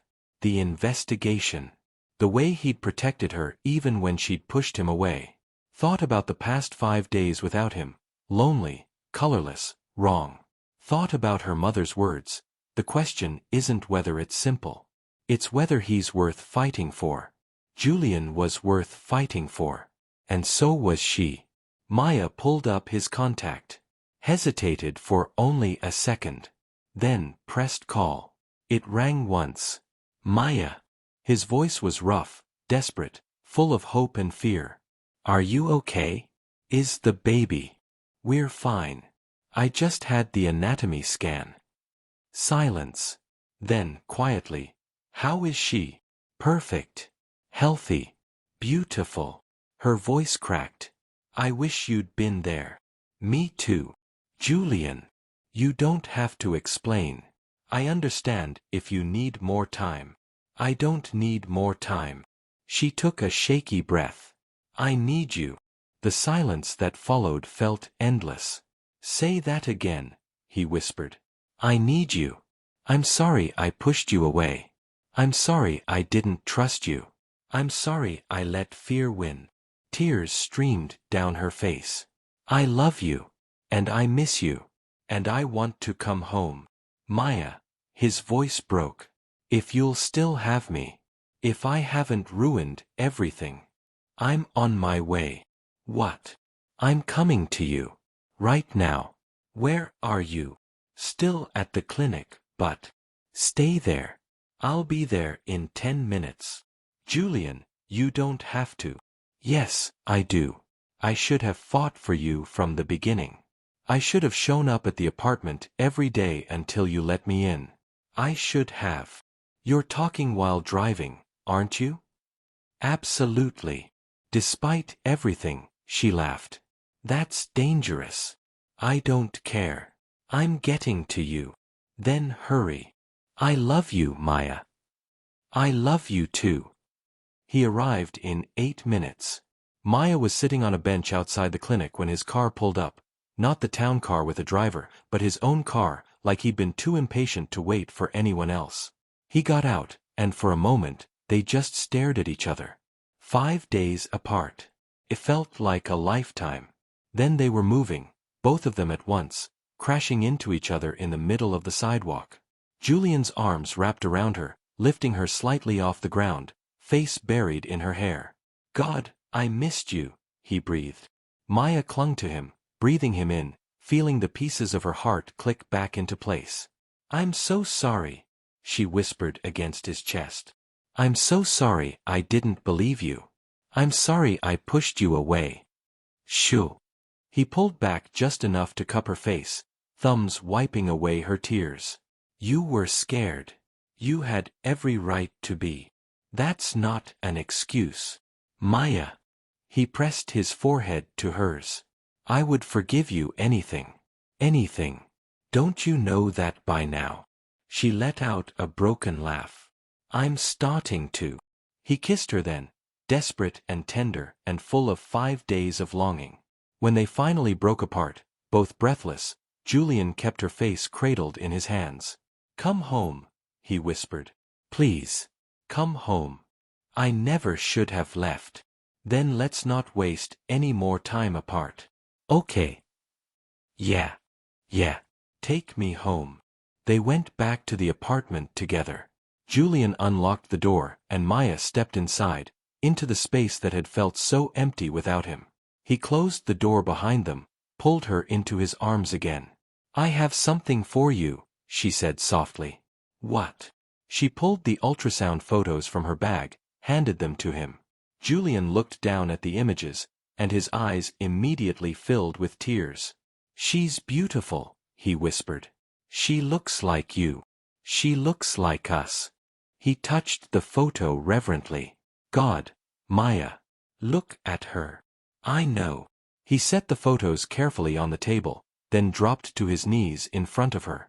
Maya's breath caught. Julian placed both hands on her belly, larger now, undeniably pregnant. Hi, baby girl, he said softly. It's Daddy. I'm sorry I wasn't there today. But I promise you, I'm never missing another appointment. Another moment. Another anything. He looked up at Maya, eyes shining. I'm here. For both of you. Always. Maya ran her fingers through his hair, overwhelmed with love. We're having a daughter, she whispered. We're having a family. He stood, pulled her close. You, me, and her. That's all I need. What about the press? The scandal? Let them talk. I don't care what anyone thinks except you. People are going to judge us. Then we'll prove them wrong. Together. It won't be easy. Nothing worth having ever is. He kissed her softly. But Maya, loving you is the easiest thing I've ever done. Everything else is just noise. She smiled through her tears. When did you become such a romantic? The day I met a woman with storm cloud eyes who called me beautiful and destroyed every wall I'd ever built. I did, didn't I? Best thing that ever happened to me. She kissed him deeply, pouring everything into it, apology, forgiveness, love, promise. When they broke apart, Julian rested his hand over hers on her belly. I'm never letting you go again, he said. Good. Because I'm not going anywhere. Promise. Promise. And this time, she meant it. That night, they lay in bed, wrapped around each other. Julian's hand rested on Maya's belly, feeling their daughter move beneath his palm. She's active tonight, he murmured. She missed you. I missed her too. He pressed a kiss to Maya's shoulder. I missed you so much it physically hurt. I'm sorry. Stop apologizing. We both made mistakes. What matters is that we found our way back. Maya turned in his arms to face him, tracing the line of his jaw. I love you, she said. And I'm going to keep saying it until you believe that I'm not going anywhere. I believe you. He caught her hand, kissed her palm. But keep saying it anyway. I love you. Again. I love you, Julian West. Once more. She laughed. I love you. Completely. Impossibly. Forever. His smile was radiant. There it is. Your turn. I love you, Maya Collins. You're my home. My heart. My everything. Even when I'm impossible. Especially when you're impossible. She kissed him, slow and deep and full of promise.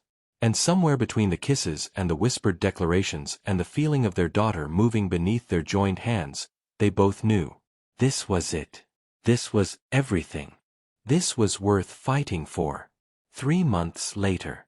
Maya stood in the nursery doorway, one hand on her very pregnant belly, watching Julian assemble the crib for the 3rd time. I swear this thing is designed by sadists, he muttered, staring at the instruction manual like it had personally offended him. You've been at this for 2 hours. It's important. Our daughter needs a safe, sturdy crib. Julian, you could hire someone. No. He looked up, determination in his eyes. I'm doing this. I'm her father. I should be able to build her crib. Maya smiled, warmth flooding her chest. You're adorable when you're stubborn. I'm not stubborn. I'm committed. Same thing. He grinned, set down the screwdriver, and crossed to her. His hands found her hips, pulling her gently against him, or as close as her belly would allow. Hi, he said softly. Hi yourself. How are my girls? As if on cue, the baby kicked hard. Julian's eyes lit up. She's got your timing, Maya laughed. She's got your strength. He dropped to his knees, pressed a kiss to Maya's belly. Hi, little love. Are you ready to meet us? Because we're very ready to meet you. Another kick, right where his lips had been. I think that's a yes, Maya whispered, running her fingers through his hair. Julian looked up at her, and the love in his eyes made her breath catch. Even after all these months, he still looked at her like she hung the moon. Marry me, he said. Maya's heart stopped. What? He stood slowly, reached into his pocket, and pulled out a small velvet box. Julian. I know we said we'd wait. I know we wanted to focus on the baby first. But Maya, he opened the box, revealing a stunning but understated ring, a single diamond on a delicate gold band. I don't want to wait anymore.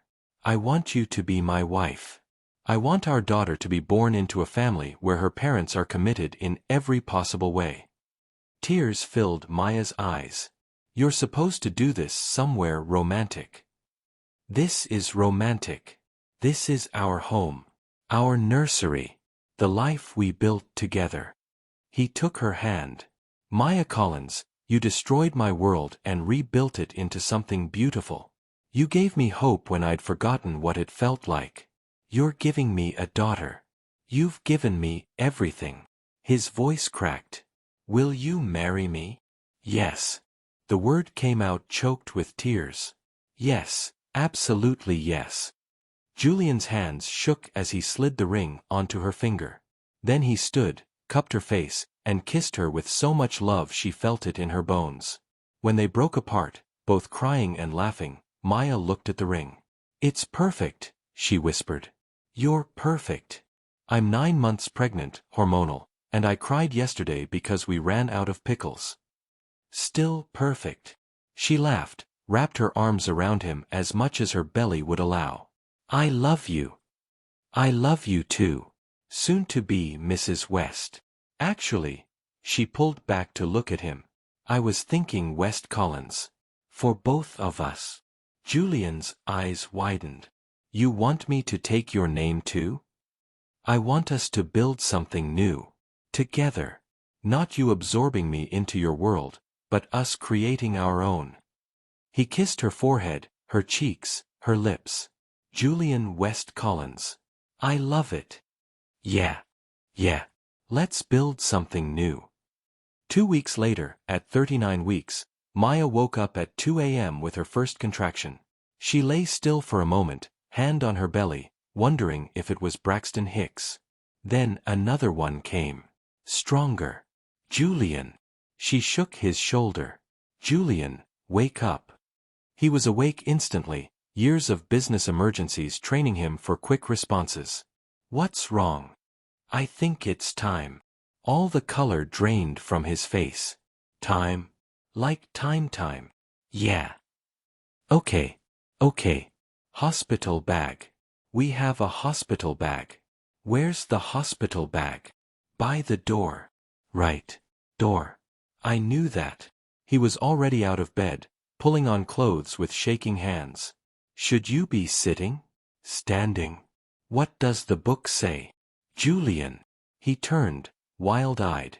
Maya smiled, even through another contraction. Breathe, baby. We've got this. He crossed to her, took her hands. You're about to push a human out of your body, and I'm the one who needs to breathe? Apparently. He laughed, slightly hysterical, and kissed her. Okay.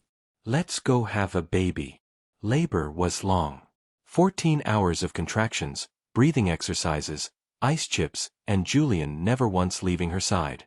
He held her hand through every contraction. Whispered encouragement when she was exhausted. Let her yell at him when the pain was unbearable. Cried when she cried. I can't do this, Maya sobbed at hour 12. I can't, it's too much. Yes, you can. Julian pressed his forehead to hers, hands cradling her face. You're the strongest person I know.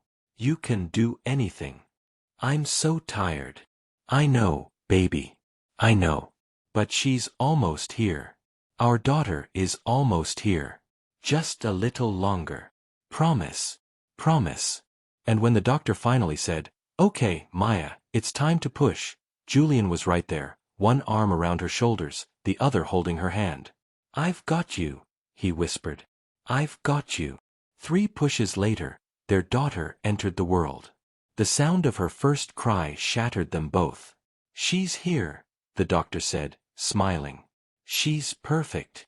They placed her on Maya's chest, tiny, pink, screaming, beautiful. Maya's hands came up instinctively, cradling her daughter against her skin, tears streaming down her face. Hi, she whispered. Hi, baby. We've been waiting for you. Julian leaned over them both, one hand on the baby's back, face wet with tears. She's perfect, he choked out. Look at her, Maya. She's perfect. The baby quieted at the sound of his voice, eyes blinking open to reveal dark blue irises. Hi, little love, Julian whispered. I'm your daddy. And I promise you, I'm going to spend every day of my life making sure you know how loved you are. Maya looked up at him through her tears. We did it. You did it. You're incredible. He kissed her softly. I love you so much. I love you too. And they sat there, the 3 of them, wrapped in their own perfect bubble as the world continued spinning outside. They named her Hope Eleanor West Collins. Hope, because that's what she represented. A second chance, a new beginning, proof that beautiful things could grow from catastrophe. Eleanor, after Maya's grandmother who'd taught her that the right person would love her mess. The first few days were a blur of feedings, diaper changes, and very little sleep. But there were also moments of piercing beauty. Julian, walking circles around their bedroom at 3 a.m. with Hope asleep on his chest, singing off-key lullabies. Maya, watching them from bed, heart so full it ached. Hope's tiny hand wrapped around Julian's finger. The way she'd quiet instantly when she heard her father's voice. The first time she smiled, probably gas, but they chose to believe it was real. 2 weeks after Hope was born, Maya woke to find Julian's side of the bed empty. She found him in the nursery, sitting in the rocking chair with Hope in his arms, just watching her sleep. "Hey," Maya whispered from the doorway. "Everything okay?" He looked up, eyes soft. "I was just thinking about a year ago. How empty my life was. How I'd convinced myself that being alone was easier." He looked back down at Hope. "And now I have this. You, her. A family I didn't know I was allowed to want." Maya crossed to him, perched on the arm of the chair, wrapped her arm around his shoulders. "We have each other," she said softly. "Best accident of my life." She smiled. "Mine too." Hope stirred, made a small sound. Both parents froze, holding their breath. She settled back into sleep. "She's so perfect," Julian whispered. "She is. But she's also going to wake up in approximately 15 minutes wanting to eat, so we should probably sleep while we can." 5 more minutes. "I just want to hold her." Maya's heart melted. "Okay. 5 more minutes." She rested her head on his shoulder, and they sat there together in the soft glow of the night light, a family born from chaos, built on love, and absolutely perfect in their imperfection. 6 months later, they got married. Not in some grand venue with hundreds of guests. Just them, Hope, Maya's mom, Julian's mother, Liz, and a handful of close friends in Central Park on a perfect autumn day. Maya wore a simple white dress that accommodated her post-baby body, still recovering, still beautiful. Julian wore a suit and couldn't stop smiling. Hope, 6 months old and already the center of attention, wore a tiny white dress and spent the ceremony trying to eat her own feet. When the officiant said, "You may kiss your bride," Julian pulled Maya close and kissed her like they were the only 2 people in the world. Hope squealed from Maya's mom's arms, and everyone laughed. "I present to you, Mr. and Mrs. West Collins, and baby Hope." Their small audience cheered. And as they walked back down the aisle, husband and wife, parents, partners, Maya caught Julian's eye. "No regrets," she whispered. He looked at her, at Hope, at the life they'd built. "Not a single one. Even though it started as a catastrophe?" "Especially because it started as a catastrophe. Best mistake anyone ever made." She laughed, leaned up to kiss him. "I love you. I love you too. Both of you. Forever." That night, after the small reception, after putting Hope to bed, Maya and Julian stood on their balcony, watching the city lights. His arms were wrapped around her from behind, chin resting on her shoulder. "What are you thinking about?" she asked. "How a year ago, I walked into a clinic and my whole world exploded. And now," he turned her to face him, "now I have everything I never knew I needed." Poetic. "I have my moments." He smiled. "What about you? Any regrets?" Maya thought about the past year. The fear. The pain. The scandal. The heartbreak. And then thought about everything that came after. The love. The laughter. The family. Hope's first smile. Julian's steady presence. The home they built. "Not one," she said.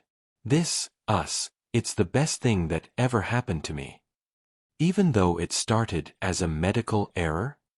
Especially because it started as a medical error. Fate knew what it was doing. Julian kissed her, slow and sweet and full of promise. "Here's to catastrophes," he murmured against her lips. Maya smiled. "And the beautiful things that grow from them. I'll drink to that." They stood there, wrapped in each other, the city humming below them. Inside, their daughter slept peacefully. Around them, their life continued, messy, imperfect, real, and absolutely, perfectly, beautifully theirs. From a clinic room where a mistake was made, to a home filled with laughter and love, Maya and Julian had found their way, not despite the chaos, but because of it. Because sometimes the best love stories begin with the words, "I'm sorry, there's been an error," and end with, "I do." Love has a funny way of finding us when we least expect it, sometimes in the most impossible circumstances. Maya and Julian's story started as a catastrophe and became a beautiful forever. Have you ever experienced something that seemed like a disaster at first but turned into the greatest blessing of your life? Share your story in the comments below. Sometimes we all need reminded that the best things in life are unplanned. Thank you so much for watching till the end. It truly means a lot to me. If this video touched your heart or resonated with you in any way, please show your support by hitting that like button and subscribing to Emotional Voyage. Your support helps us reach more souls on this journey. Until next time, take care of your heart,